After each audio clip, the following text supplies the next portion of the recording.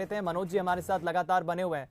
Manoj ji, Jobat seat की तो चलिए हमने बात की है, लेकिन एक बार फिर हम खंडवा लोकसभा सीट की हम बात करें। पहले नंद कुमार सिंह चौहान यहां से सांसद थे, बीजेपी के पास ये परंपरागत सीट थी, लेकिन अभी चूंकि जो नया नाम कांग्रेस की तरफ से आया वो राजनारायण सिंह का है। राजनारायण सिंह जो दिग्विजय के करीबी भी हैं, खुद दिग्विजय भी चुनावी मैदान में उतरते नजर आएंगे। अरुण यादव की भूमिका आप कैसे देखते हैं, क्योंकि अभी हमने चर्चा की थी कि अरुण यादव 2023 के चुनाव में बड़ी भूमिका में नजर आ सकते हैं। खंडवा पर बड़ी नजरें हैं कांग्रेस की खास तौर पर। देखिए दीपक, उस क्षेत्र के जातिगत समीकरणों को भी समझना होगा। आप याद कीजिएगा कि सिब्बानू सिंह वहां से सांसद रहे हैं पहले, फिर महेंद्र सिंह सांसद बने और दोनों राजपूत उससे आते हैं। और यदि हम राजनारायण सिंह की बात करें, वो भी उसी वर्ग से आते हैं। जहां तक नंद कुमार चौहान साहब थे, वो भी उसी वर्ग से आते हैं। और पिछली दफा जब विधानसभा के चुनाव हुए तो नंद कुमार चौहान ने इस को लेकर बड़ी भूमिका निभाई थी। जब भी मानदाता, जो कि मूल निवास है राजनारायण सिंह का, वहां से उत्तम सिंह उनके बेटे हारे थे और जो भारतीय जनता पार्टी के प्रत्याशी थे उन्होंने जीत हासिल की थी उपचुनाव में, जो कांग्रेस से आए थे। लेकिन यदि जातिगत समीकरणों को भी समझें, चलिए मैं रोकना चाहूंगा मनोज जी। राजनारायण सिंह जी हमारे साथ खुद कांग्रेस प्रत्याशी फोन लाइन पर जुड़ गए हैं। राजनारायण जी, बहुत स्वागत है आपका बंसल न्यूज पर। पहली प्रतिक्रिया, ओपनिंग रिमार्क क्या कहेंगे? पार्टी ने आपको अपना चेहरा, अपना प्रत्याशी बनाया है खंडवा सीट से। हाँ मनोज भाई।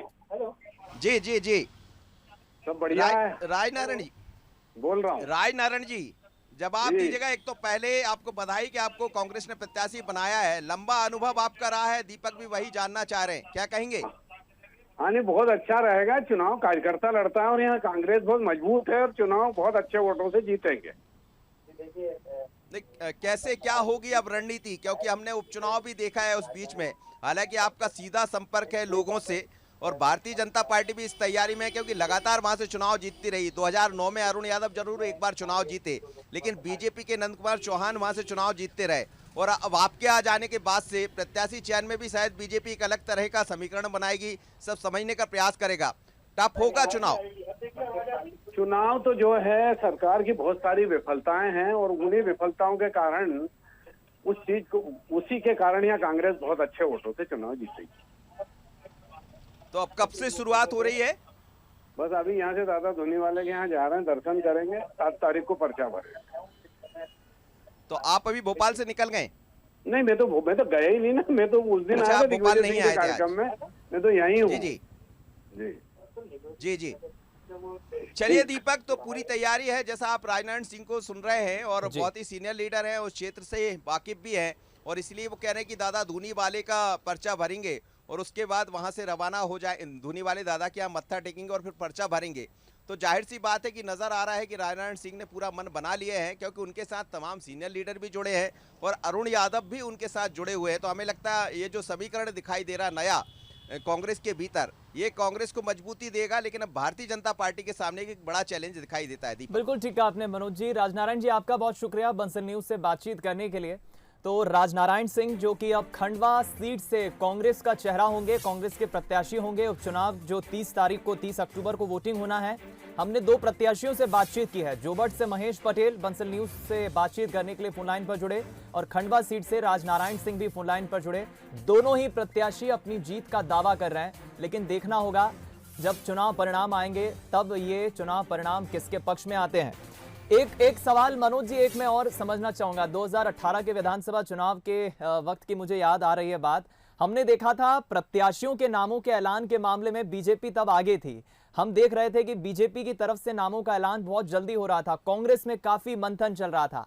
अभी इस मामले में, प्रत्याशियों के नामों के ऐलान के मामले में कांग्रेस थोड़ा आगे निकलती नजर आ रही है। पहले रैगांव से पहले हम बात करें तोमर की, दूसरी तरफ जो बची हुई 3 सीटें, यानी पृथ्वीपुर सीट के नाम के ऐलान के बाद जो 3 सीटें बची थी, उन पर कांग्रेस ने अपने प्रत्याशियों के नामों का ऐलान करके इस मामले में आगे निकल गई है।